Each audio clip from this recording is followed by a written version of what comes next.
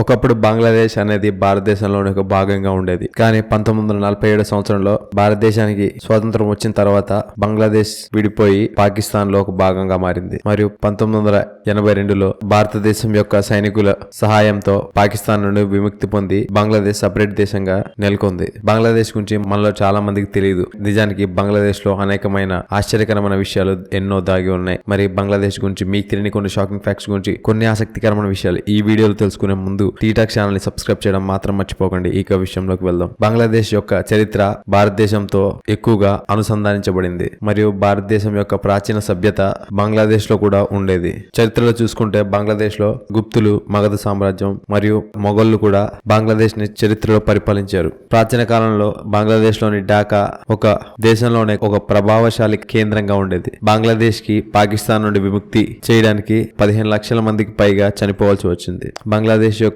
జెండాలో green మరియు ఎరుపు రంగులు ఉంటాయి. అందులో పచ్చ రంగు ప్రగతికి గుర్తుగా ఉంటుంది మరియు ఎరుపు రంగు బంగ్లాదేశ్ స్వాతంత్ర్యం కోసం తమ యొక్క రక్తాన్ని చిందించిన వారికి గుర్తుగా ఉంటుంది. బంగ్లాదేశ్ యొక్క రాష్ట్రగానం అమర్ సునార్ బాంగ్లా. బంగ్లాదేశ్ యొక్క రాష్ట్ర గీతాన్ని కూడా రవీంద్రనాథ్ ఠాగూరే రాశారు. భారతదేశానికి రాష్ట్ర గీతాన్ని రాసిన రవీంద్రనాథ్ ఠాగూరే బంగ్లాదేశ్ కూడా రాష్ట్ర గీతాన్ని రాశారు. యూనిసెఫ్ వారు చేసిన సర్వే ప్రకారం ప్రపంచంలోని అతి ఎక్కువగా బాల్య వివాహాలు బంగ్లాదేశ్ లోనే జరుగుతున్నాయని వారు చెప్పారు. ఆ తర్వాత నైజీరియా దేశం బాల్య వివాహాల్లో 2వ స్థానంలో ఉంది. ప్రపంచంలోనే బాల్య వివాహాల్లో బంగ్లాదేశ్ మొట్టమొదటి స్థానంలో ఉంది.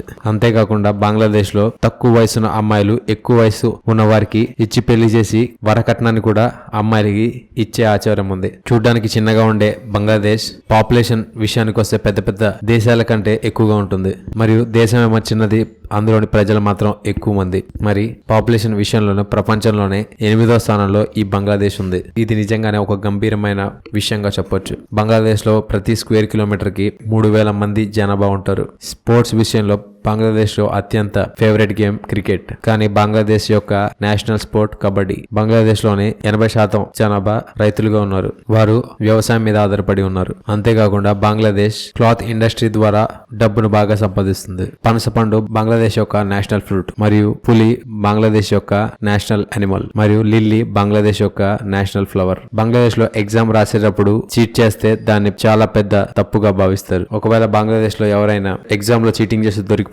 వారిని జైలు కూడా పంపిస్తారు. బంగ్లాదేశ్ లో వేశ్యవృత్తి ఇల్లీగల్ గా ఉంది. కానీ బంగ్లాదేశ్ లో 1 లక్షకు పైగా ఆడవారు దేహ వ్యాపారాన్ని చేస్తూ ఉంటారు. అంతేకాకుండా బంగ్లాదేశ్ లో ప్రపంచంలోనే అతిపెద్ద వేశ్య వృత్తి కలిగించే ప్రాంతం ఉంది. అంతేకాకుండా దురదృష్టకరమైన విషయం ఏంటంటే తమ యొక్క ఫ్యామిలీలోని ఆడవారినే డబ్బుల కోసం ఆ వేశ్య వృత్తిలోకి పంపిస్తారు. అంతేకాకుండా బంగ్లాదేశ్ లో ఆడవారిని అమ్మే సంస్కృతి ఇంకా నడుస్తూనే ఉంది. వీటి కారణాల వల్లే బంగ్లాదేశ్ ఇంకా డెవలప్డ్ కంట్రీగా మారలేదు. చూశారు కదా బంగ్లాదేశ్ గురించి మీకు తెలియని కొన్ని షాకింగ్ ఫ్యాక్ట్స్ గురించి కొన్ని ఆసక్తికరమైన విషయాలు ఈ వీడియో కనుక మీకు నచ్చినట్లయితే లైక్ చేయండి, షేర్ చేయండి. ఇలాంటి మరికొన్ని ఆసక్తికరమైన విషయాల గురించి తెలుసుకోవాలనుకుంటే టీటాక్ ఛానల్ ని సబ్స్క్రైబ్ చేయడం మాత్రం మర్చిపోకండి. Thank you for watching.